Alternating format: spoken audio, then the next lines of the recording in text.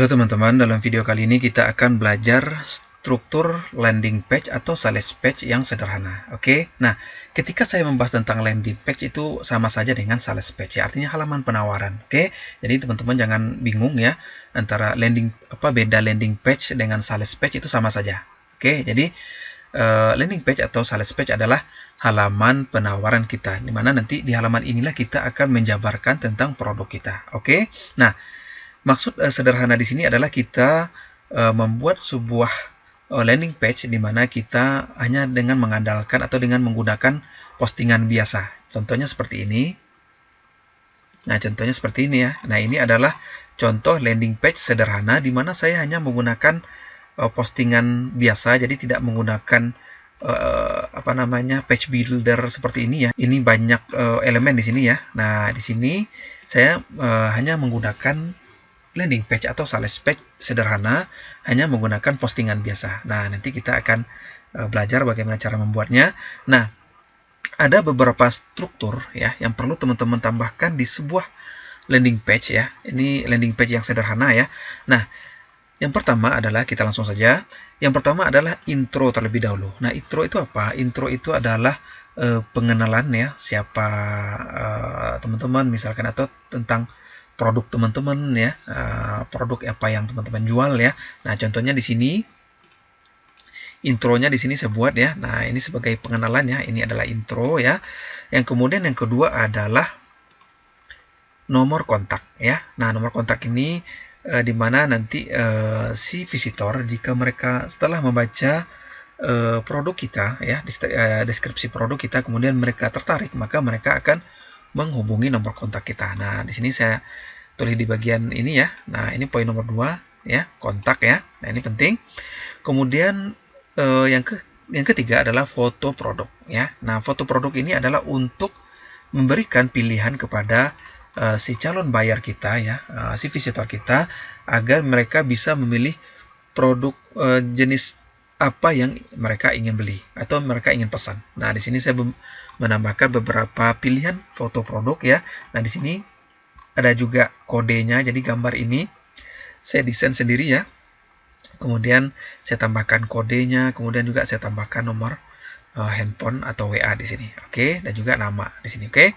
Kemudian struktur selanjutnya adalah teman-teman jabarkan kelebihan produk. Nah, ini penting ya. Kenapa? Karena ada ratusan ya, atau bahkan ribuan di luar sana orang yang menjual produk yang sama dengan apa yang Anda jual. Oke, itulah mengapa kita perlu memberikan nilai lebih ya, atau benefit ya untuk produk kita, sehingga si visitor ya, atau calon buyer mereka lebih memilih untuk membeli kepada kita dibandingkan kepada orang lain. Oke, nah di sini saya tambahkan keuntungan memesan kepada kami. Oke, selanjutnya adalah proses pengerjaan atau pengiriman. Jadi teman-teman juga perlu ya menjabarkan bagaimana proses pengerjaannya. Jika memang itu adalah produk pre-order atau produk yang ready stock, maka teman-teman perlu menjabarkan cara pengiriman.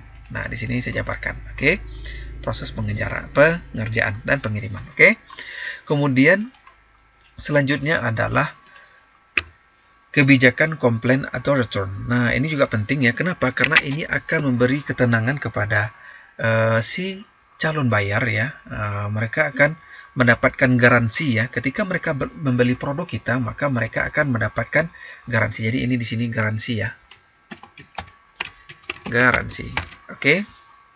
Nah, dengan garansi ini, maka si calon buyer akan merasa tenang. Seandainya misalkan mereka telah membeli produk Anda ya. Nah, ternyata ada cacat misalkan, atau barangnya tidak sesuai dengan yang mereka inginkan, maka mereka bisa melakukan return, komplain atau return ya.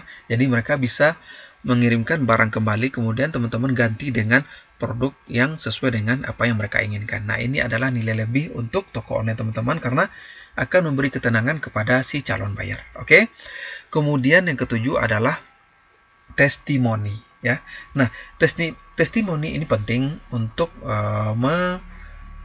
mengundang ya si visitor ini untuk membeli produk teman-teman. Karena manusia itu makhluk sosial ya. Artinya dia akan terpancing untuk membeli sebuah produk ketika ada testimoni atau penilaian plus atau penilaian positif dari mereka yang pernah membeli produk kita. Nah, ini penting teman-teman tambahkan. Oke. Nah, tujuannya adalah untuk meyakinkan si calon pembeli untuk membeli produk teman-teman, bahwa ada orang yang sudah membeli produk kita dan mereka puas dengan produk yang kita kirimkan. Oke.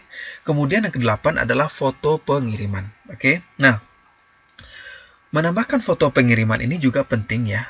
Tujuannya adalah agar toko kita itu terkesan rame ya. Nah, seperti ini saya contohkan.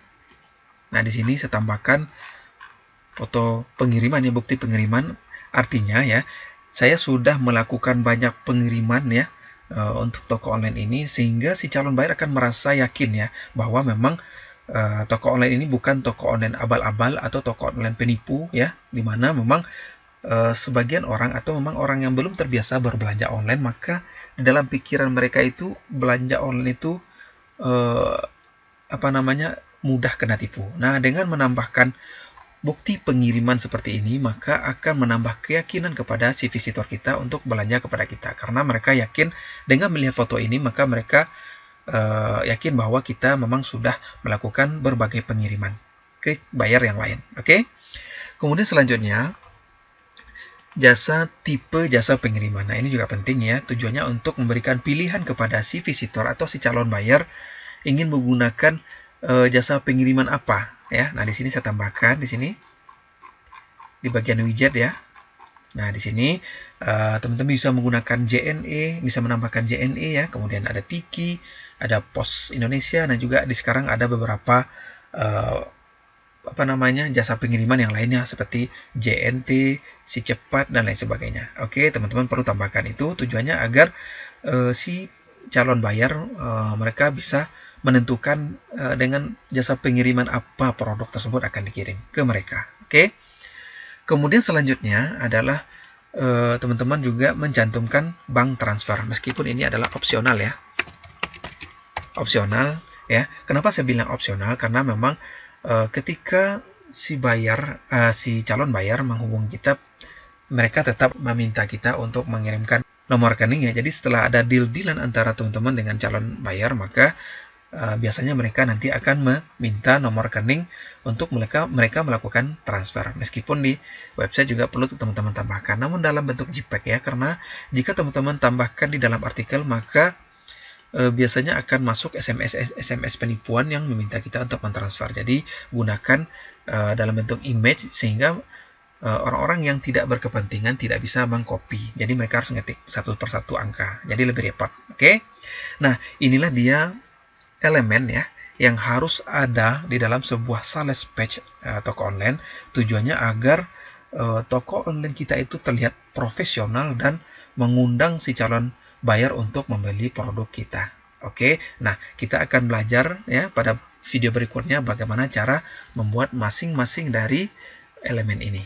Oke, sampai di sini saja. Sampai jumpa di video berikutnya.